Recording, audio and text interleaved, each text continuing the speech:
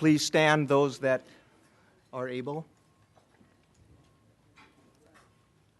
I pledge allegiance to the flag of the United States of America and to the republic for which it stands, one nation, under God, and liberty for all, and justice for all. Thank you.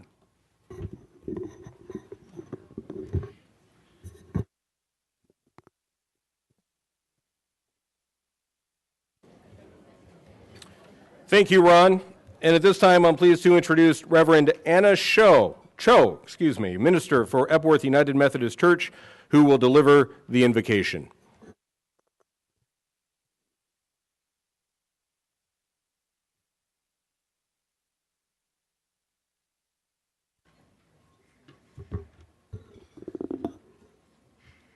Dear beloved mothers, fathers, sons, daughters, friends, and leaders, for those who are gathered here, I ask that rather than closing our eyes and bowing our heads, that we look to each other and send your energy of joy and wellness.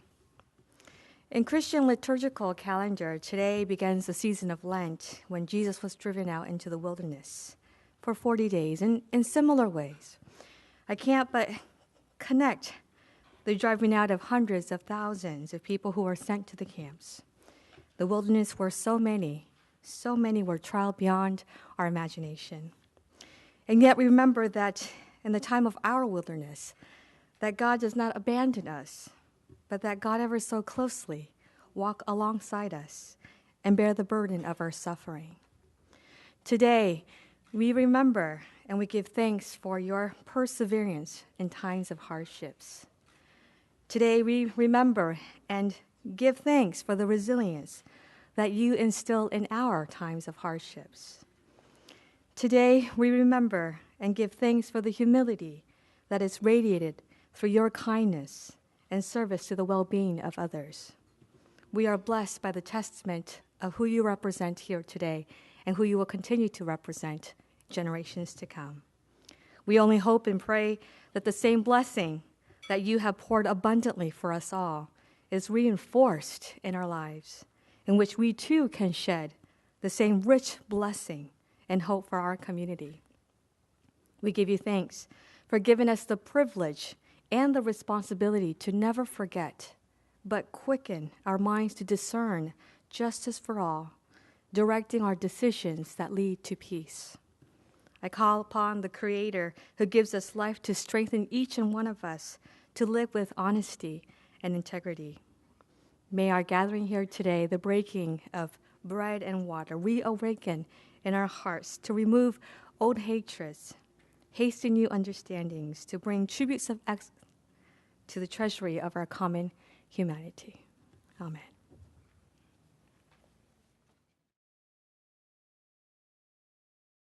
So as we start our program, I'd like to take a moment to single out some special guests we have today. The guests of honor today are our Nisei.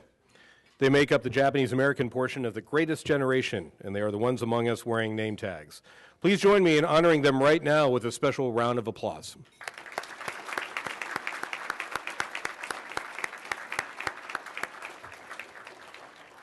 We're very excited today to have with us distinguished author and lifetime JACL member Linda Tamura, who will lead the program a little bit later this afternoon.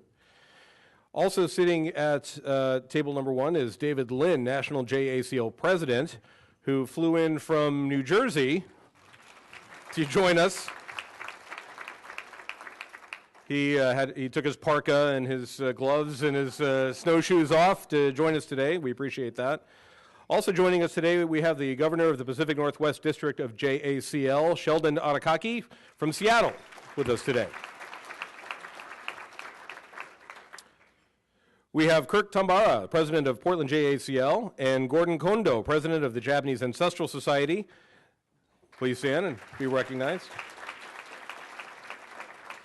These two gentlemen represent the co-sponsoring organizations for today's event, and we thank you for that. I'd also like to recognize two representatives from the ACLU who have joined us. We have Carrie Jackson and Fred Neal.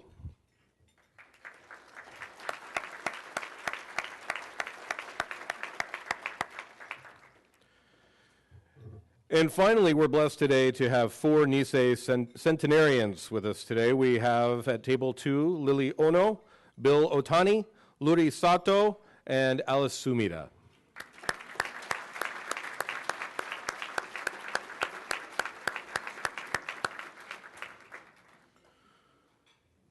So once again, we'd like to thank the support of National JACL President David Lin for taking the long journey from New Jersey to help us celebrate this special day. We encourage him to come out to Portland more often because the weather is like this every day in February. So, David, may we ask you to say a few words, please?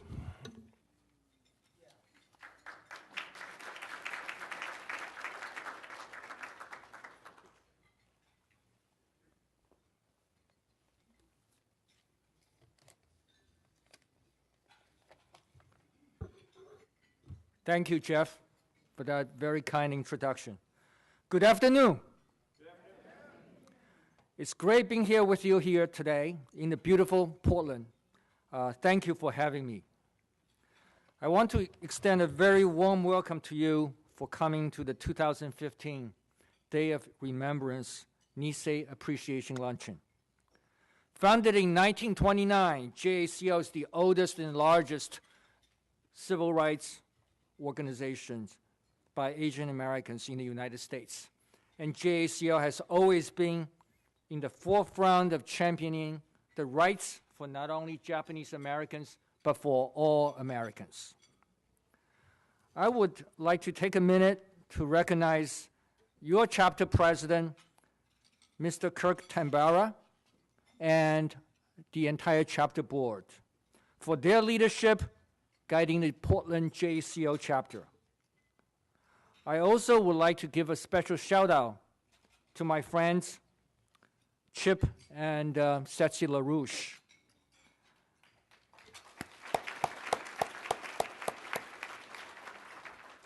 By the way, Kirk sits on the National JACL's Investment Planning Committee, and Chip serves on JACL National Board.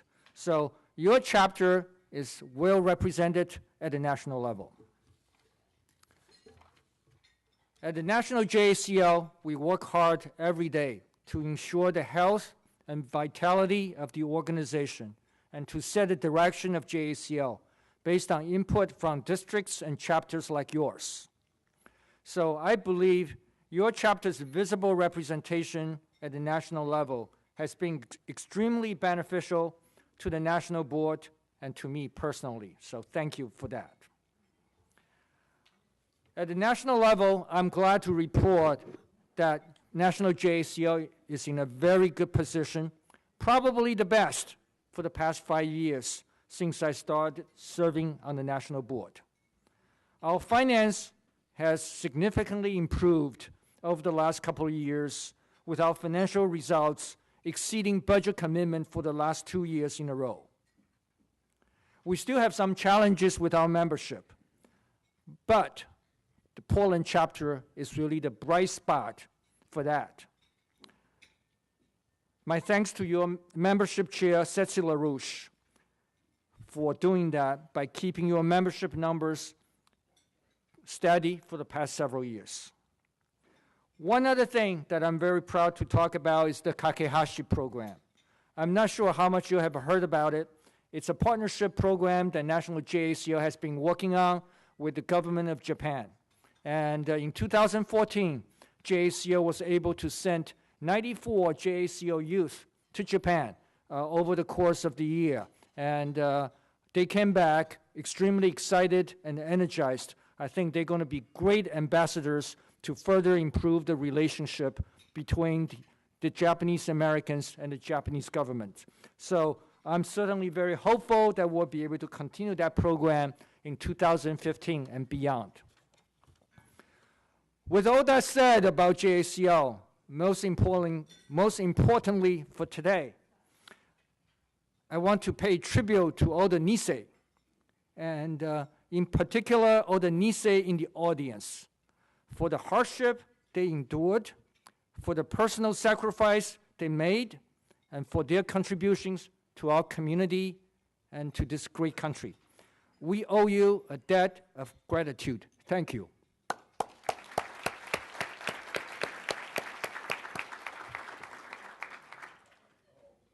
In closing, I want to thank you again for joining us today and enjoy the rest of luncheon. Thank you.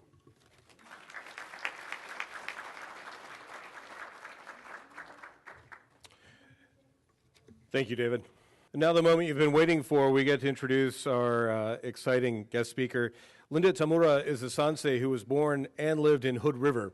As an adult, she began asking questions about her heritage and community, which resulted in authoring the book, The Hood River Issei, in 1993.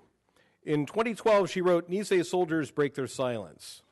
She has co-curated a traveling exhibit called What If Heroes Were Not Welcome Home?, which will move from Eugene to the Columbia Gorge Discovery Center in March. Linda is Professor Emerita of Education at Willamette University and co-editor-in-chief of the Oregon Encyclopedia. Ladies and gentlemen, it is my pleasure to introduce Professor Linda Tamura.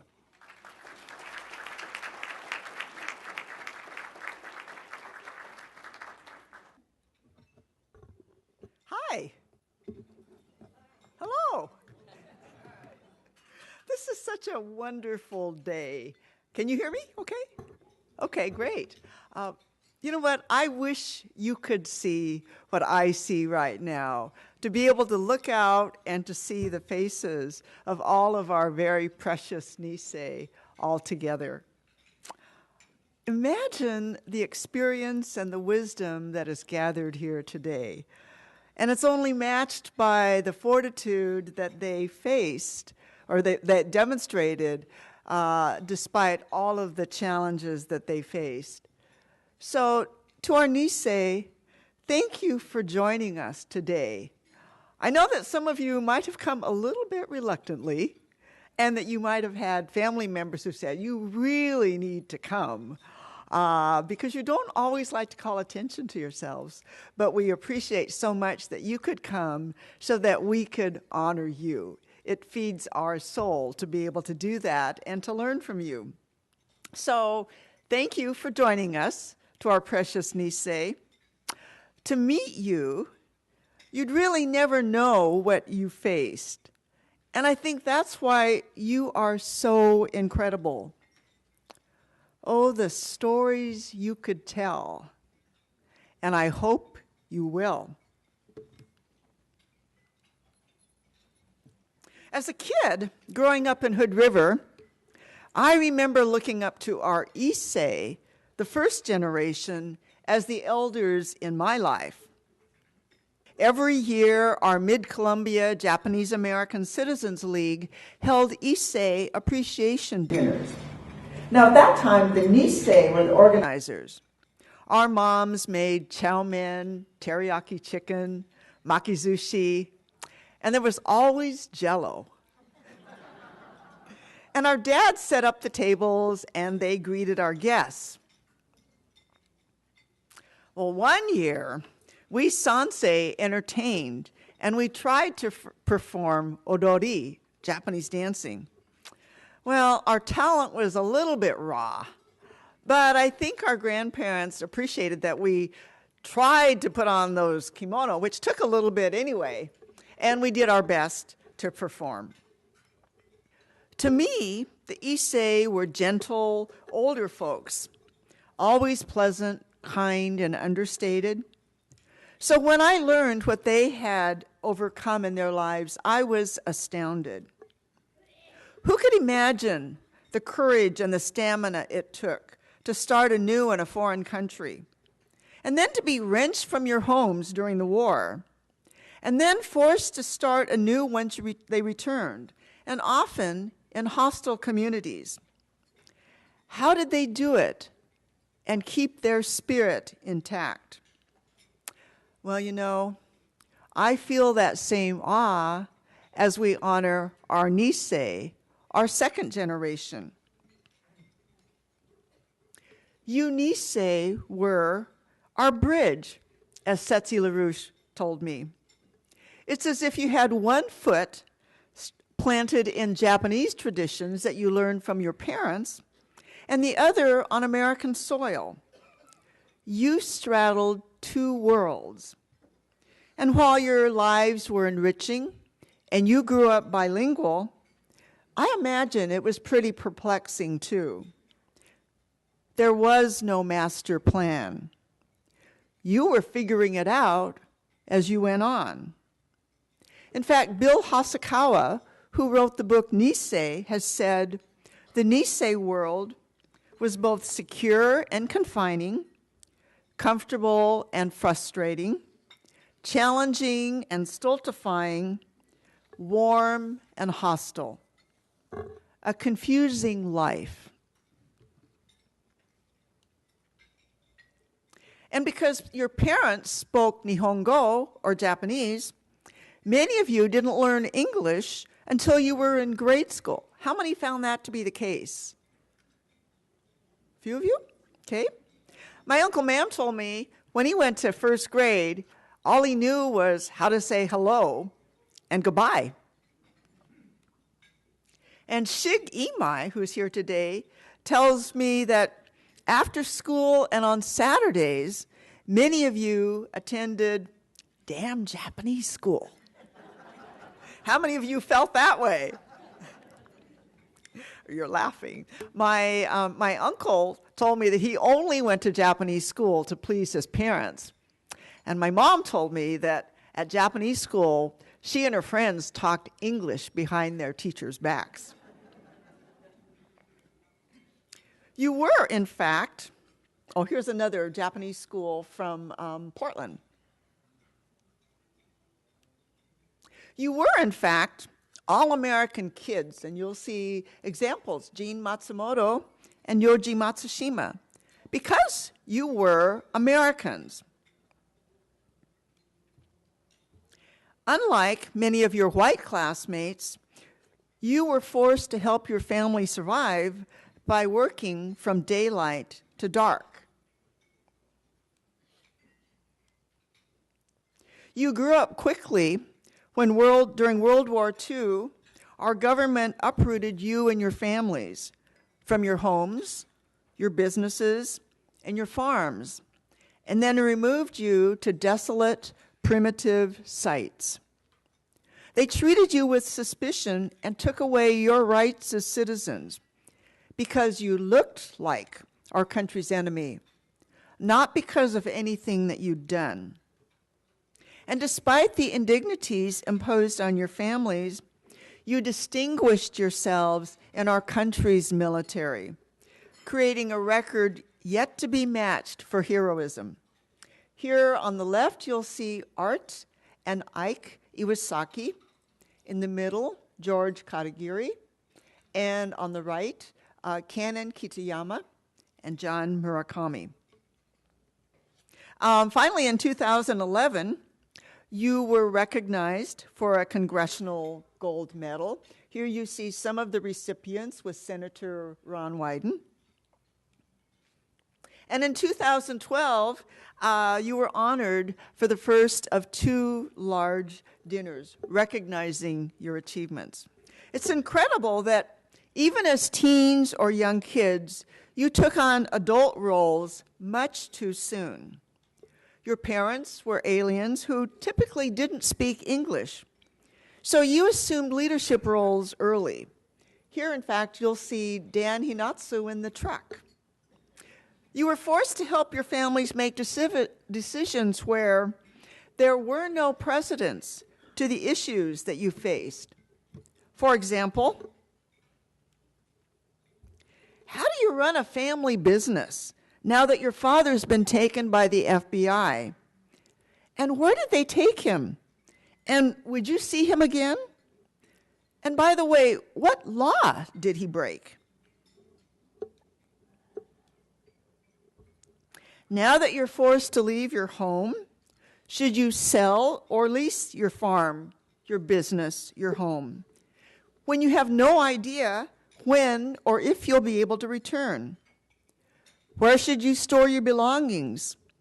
And who could you trust?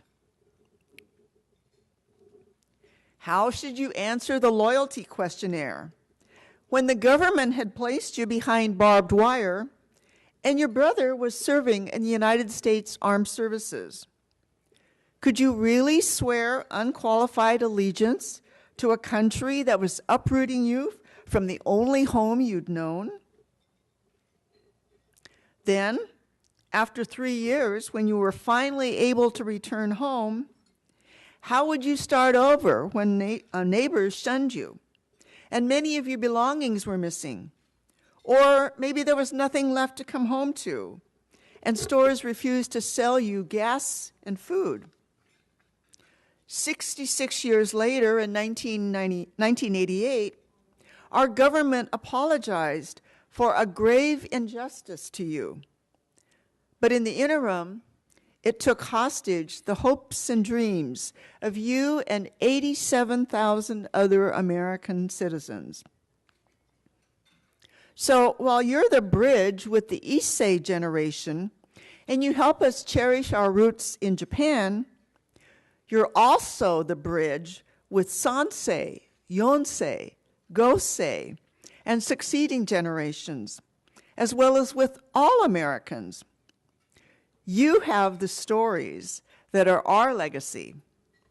You help us define who we are and where we came from. You also help us to cherish what we have and how we'll impact the future. Your memories matter. In fact, you're our most important teachers, our sensei.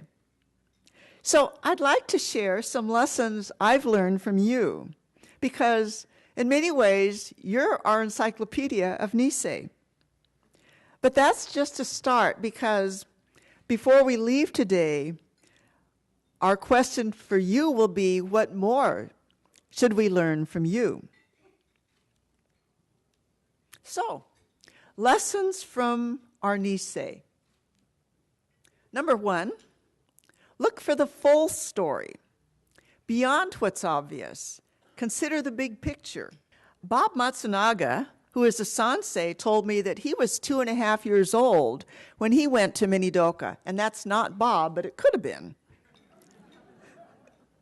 Imagine growing up to think that it's normal to live in a barbed wire enclosure with no privacy, where, like Bob, the only whites you saw were guards and camp administrators.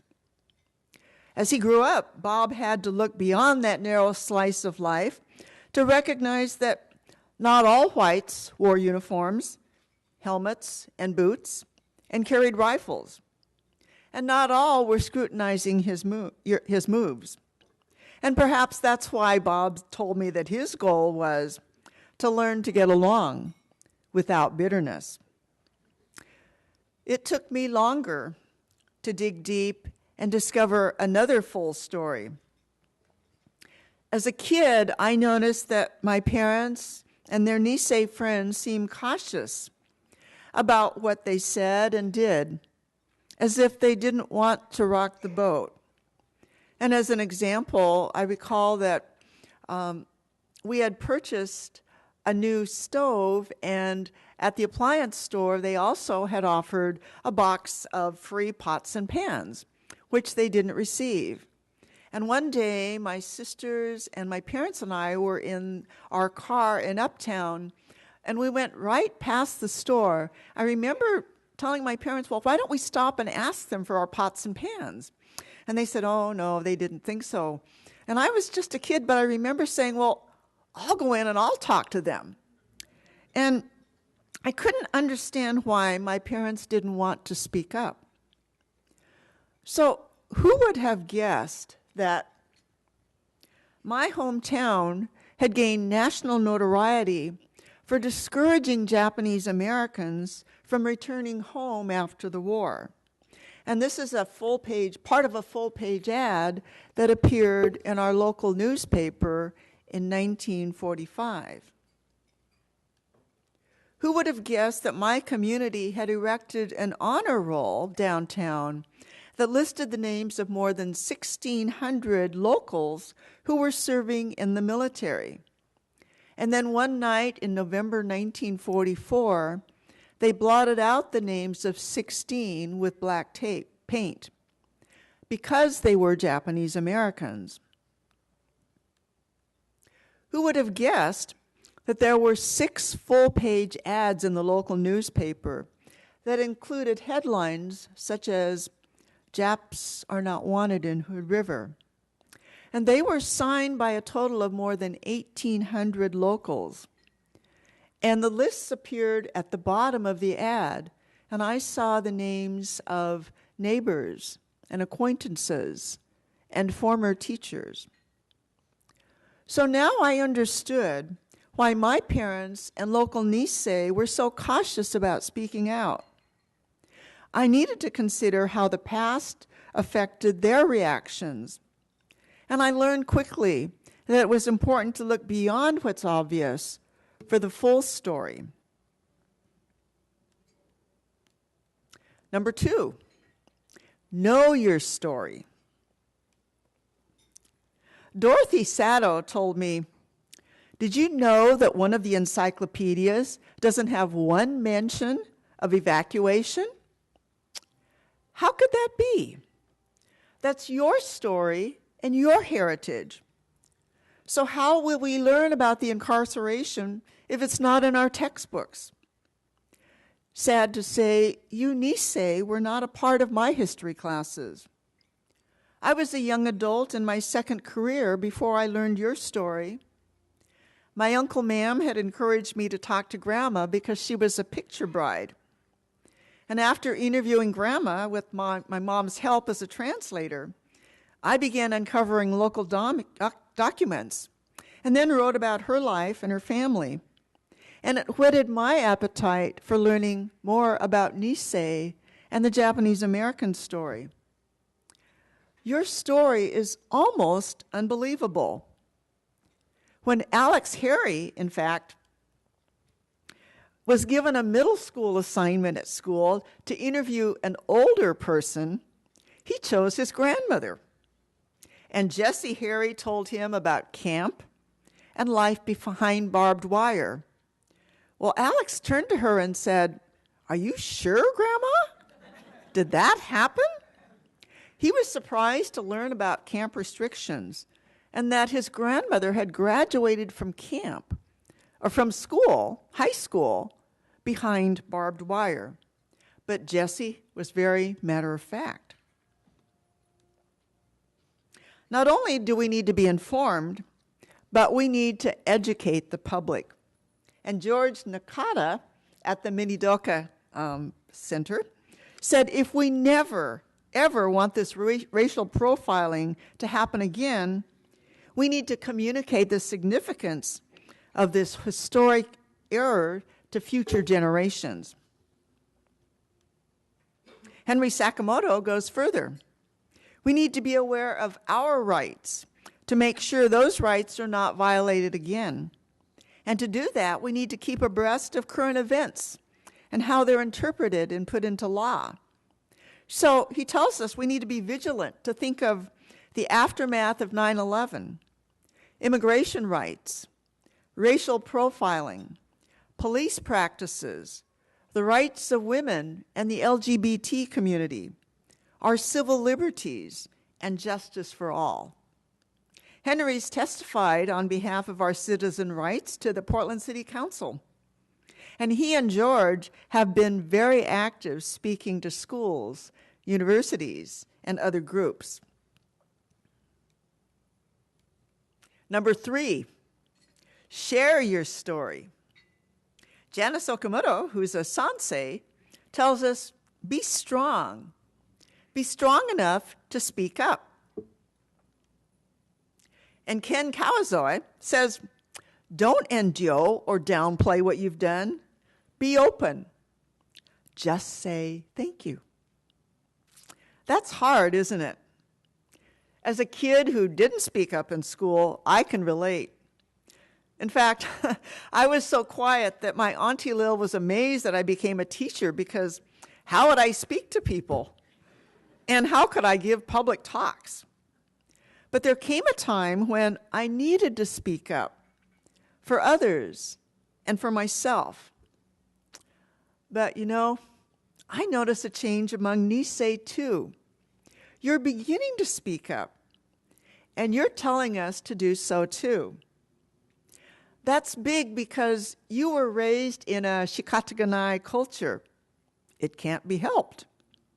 You learned not to be the nail that stuck up because there was ample evidence that you'd get hammered down. But times are shifting.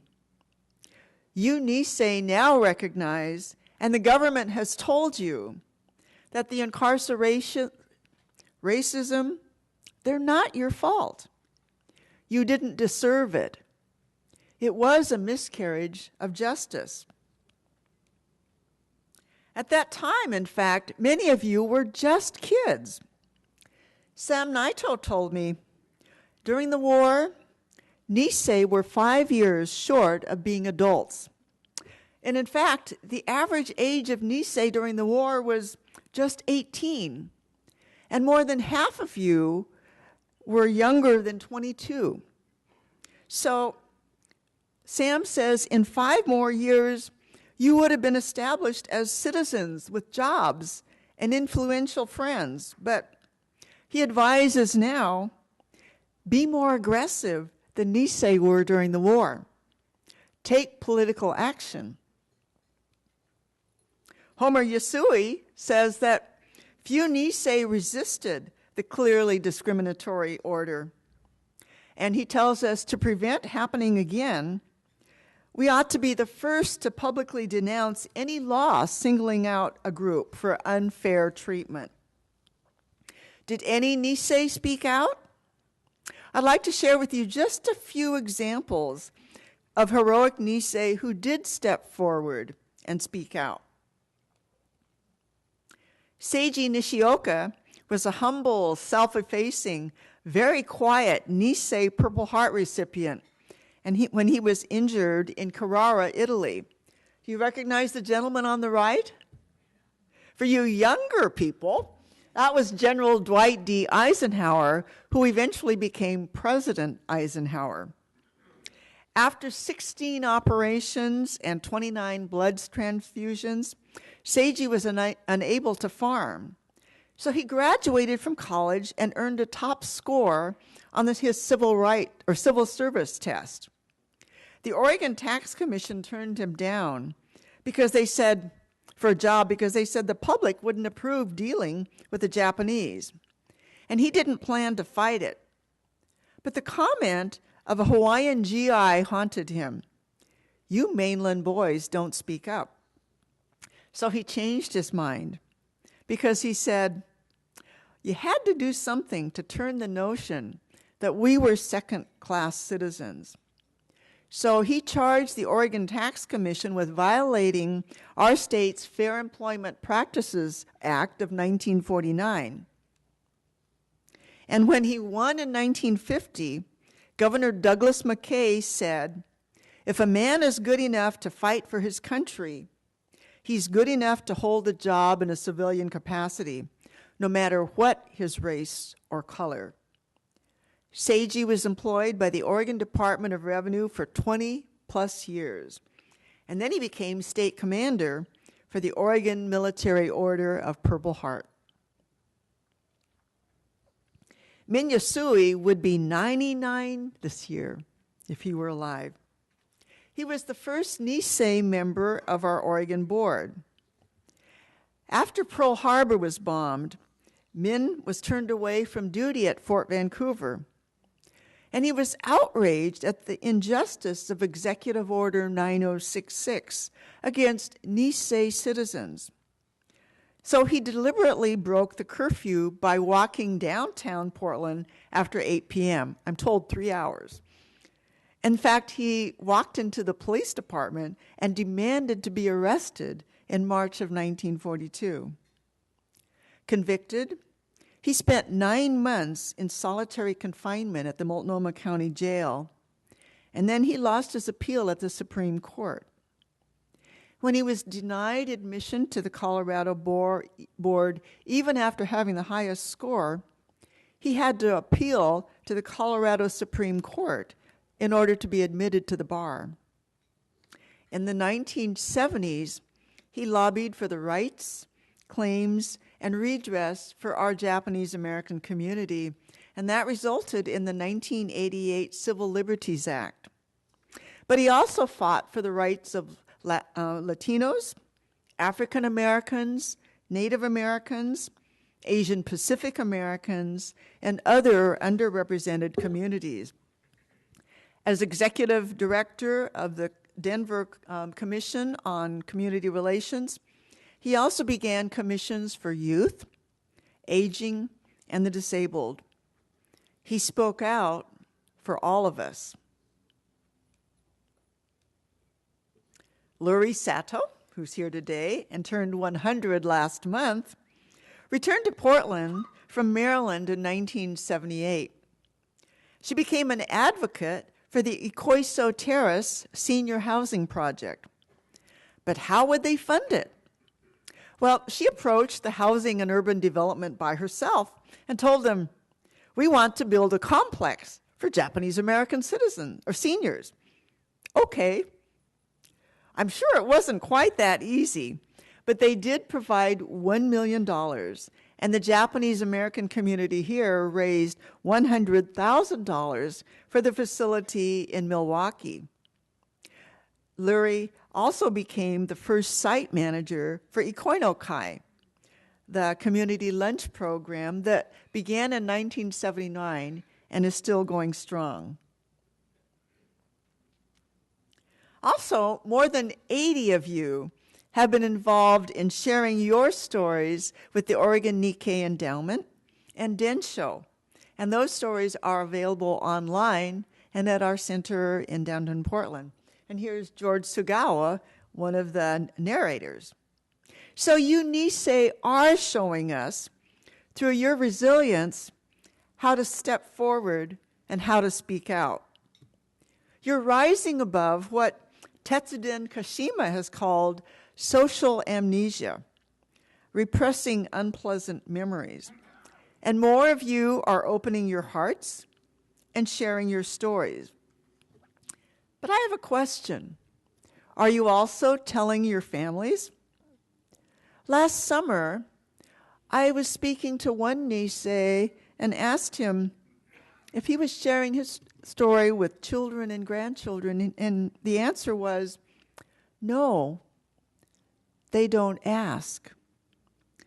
So I'm asking each of you, Nisei, family, and friends, what lesson should we learn from our Nisei?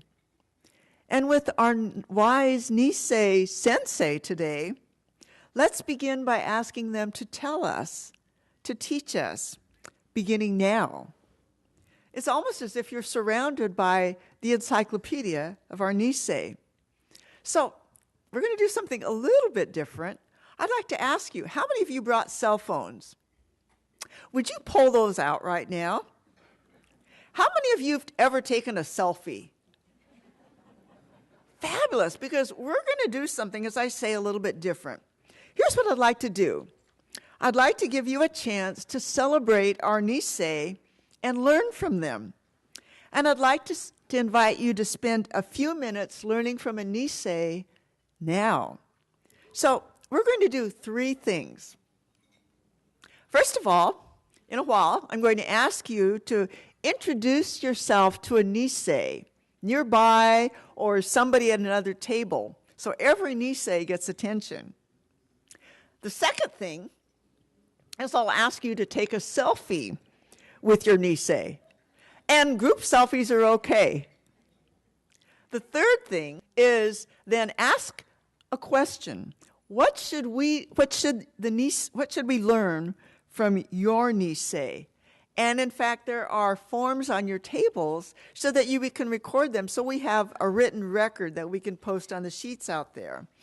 We also have help from Unite People, our youth group. And would you stand or raise your hand so we know who you are? It's wonderful to have our youth leaders here. Why don't you stand so we can recognize you?